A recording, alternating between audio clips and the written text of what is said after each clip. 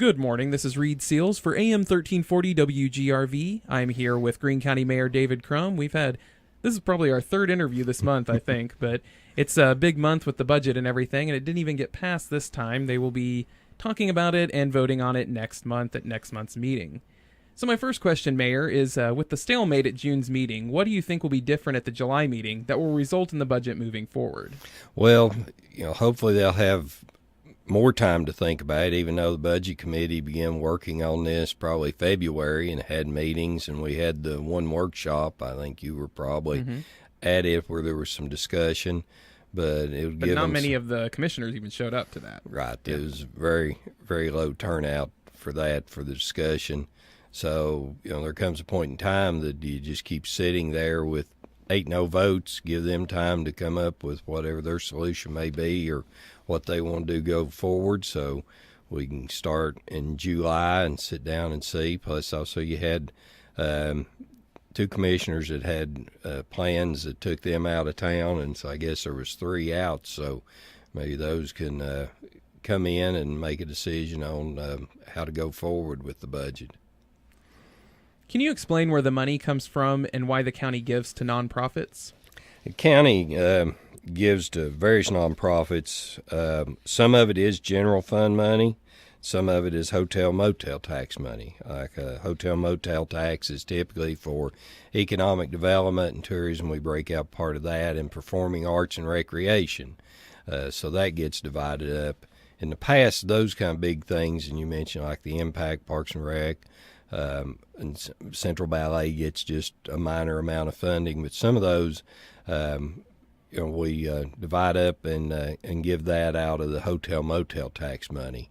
In the past, our budget director kind of wanted to keep more of a reserve, and I'm like, well, that's pass-through money. You don't want to run out because we may have the opportunity like the World Series baseball that we were able to get. You want to have money to where, okay, here's an opportunity if we invest $10,000 in that we've got people from multiple states and coming in here for many days to see our community. So we want to have that money to use that. Many of the others do come straight out of general fund. I mean, in theory, the $3 wheel tax that was implemented that I really didn't want to touch to keep for the volunteer fire departments, in theory, could go into general fund. Some of those others, and let me kind of flip here, Reid, to see. First Tennessee Human Resource Agency. That money there helps fund net trends. Meals on Wheels, and some of those. Let me flip here. The Greeneville Rehabilitation Center. For 2 or 3 years, they did cut out almost all these nonprofits, and the rehab center gets federal funding based on our match. So if we put in, it enables them to help more people in our community. There's one there that says Frontier Health. That really increased to $15,000 last year, but what it does is it helps fund a individual court liaison to if anyone gets arrested, incarcerated, that has mental health issues, they can help get them into the proper treatment and stuff they may need. So if you cut that position out and you've got someone that typically gets out and does a misdemeanor type crime, disorderly or something, that's a danger to themselves, others, or the community, and you put them in jail, their conditions are just going to deteriorate from a mental health standpoint in there, and it increases the risk to themselves, your staff, and other individuals. So by having that liaison, it can help reduce our risk at the jail of individuals that may be better served in another way rather than there. And that may be a long roundabout way, but that's why some of those things, rescue squad, library, forestry division is only $1,500. It had been that way for years, but that's who you call to get your burn permits. Forest fire we had on the Asheville Highway, they were out there with a dozer. I mean, that's their responsibility, and they're going to do it, but it helps fund them, and we're putting some in to let them know we need them in our community. So that's some of those things there. Child Advocacy Center is one of those that works with kids that have been or at risk of physical and sexual abuse severe in their location to help do interviews and facilitate law enforcement and some of those. So, yeah, many of those got cut a couple years ago. Last year, much of the commissioners felt that it was time that we needed to invest in those because it's investing in some of the nonprofits that do help our community. I think we've got on the one page there is the Dixon Williams Historical Association. My understanding is the county still owns that building, that it's leased to them for the long term. So, we kind of want them to be able to maintain that building. Many of those arguments could be made in many different directions. Is it something that should be cut? Do the nonprofits have to apply for this money, or do you and the commission choose them? They make an application. Any nonprofit that is has to give us an end of the year budget report to show that that they are financially and physically sound, and so we for us to have on file in order for them to get funding. And back to the budget, if the commissioners decide on no property tax increase, how will that affect capital projects? It depends on what parts they cut out of there. They could take it purely out of general fund money and bring it down and leave some money in there for capital projects to be able to go, or they could end up cutting all that capital projects money. So ultimately the levy comes down to them. That's really the only two places that there is in there to take, and you've looked, and it's what I've advocated all year. I mean, if we don't start fixing our buildings, let's just wait until they fall down or get declared a hazard to work in, and then we're having to build new ones. But if they choose none, hopefully it would pretty much just all come from the general fund that's there. Okay. And with all the budget talks last Thursday, this was almost kind of rushed through at the commission meeting, but tell us about Jim Greene and why he was appointed the new director of solid waste. Jim Greene doesn't bring a lot of solid waste experience, but he brings a lot of management type experience. He's from this area, went to UT, went to work with federal government and a law enforcement type experience, and retired back to this area.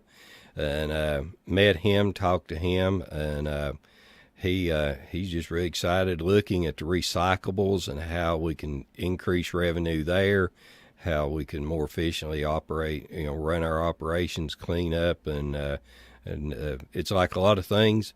It's not going to, turn around and get positive real quick, but I think we're heading the right direction. He really understands, looking at cost analysis, what's things going to cost if we don't fix and don't repair, and why do we need a good front loader? Because front loaders also generate revenue, as he and I were just talking a while ago, because that's where you pick up from businesses that pay for the garbage pickup and recyclables. So if you don't have front loaders to pick up those recyclables, then you can't generate revenue, and it also is going to hit us in the end because we have to meet state mandates on, reducing the flow into the landfill.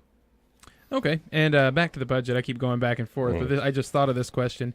If the budget does not pass at this next meeting, what's the next step? Will the state step in? No, you've got till the end of August. The state changed the law a couple of years ago. That's why you may have heard a couple of them ask a question about a continuing resolution. Mm-hmm. Used to, you had to pass a continuing resolution in June in order to keep operational. The state passed a law last year, I think is when it went into effect, that you have July and August that you can continue. At the end of August, you have to ask the comptroller for permission to continue on into September. My understanding, I don't think they've granted that it's up to us to set our budget and have funding in place by that time. I had hoped it would be in June so that we wouldn't have to go through that process and it would be there, but that didn't happen. Okay, and now on a more positive note, what events are going on this month in Greene County? Well, can we deviate from your question because we'll get to that? Sure. I think this grant that we've applied for out of Chuckie High School on the The makerspace. Makerspace was really exciting. If you have access to our website, we upload all of that. It's got in there where it really kind of changes the dynamics, I think, of a library. When I read that, and you probably did too, Reid, to input a lot of the current STEM, science, technology, engineering, 3D and math, printers. 3D printers that to enable the young people to high school to really get into what is business and things now operating in some of those. It really just changes the dynamics of a library in a way that when I read that, I thought it was just a great improvement, I guess, or of providing facilities for young people at the school in their library to have access to some things. So I thought it was just a really good thing whenever that came, and that's why we kind of pushed it to get it in June, because it's kind of one of those things. The quicker you get the grant application in, you better be at the head of the line. So I didn't want us waiting on that, so we got that done. But and I know one way they want to fund the makerspace is through starting a coffee shop in their library there. Okay, I missed that. Okay, they mentioned that in one of the school board meetings. Okay, well, and so that'd be good. But back, we're coming up. July 4th is next week. A whole lot of events starting. Saturday is Warrensburg Parade. They'll have it. On the 4th, Greeneville has a lot of events going on with their parade and activities and things downtown. Trying to think of where fireworks or at the Astros. Or I didn't see any on the downtown. The Astros are doing fireworks, and so they are doing it downtown at 10 or 10:30. I'm not sure which. Okay. I looked over their events, and I missed that, so I'm glad you were able to point that out. Look at your all's website. Exactly, yeah. That's the best place to look. We'll have a list of events, and, it's just going to be busy. I'll throw out there, stay hydrated and use sunscreen, and, just stay safe out there, boating or whatever your activities may be over this weekend. A lot of people will be traveling, so stay awake and alert as you're traveling. Allow a little extra time. Don't get anxious and excited, and we don't need any road rage instances. You're on vacation, so enjoy it. The other thing, just to kind of hit, Gifts for Kids Month in July. A few months ago, we opted to collect bicycles and give them to the nonprofits. Tom Yancey asked to be able to take them up to the prison. In July, those gently used bicycles that we have, drop them off at the convenience centers. We'll be holding those and giving all the month of July to the Gifts for Kids program, and for them to start working on and getting ready for their disbursement. So, well, thank you, Mayor, for joining us this month.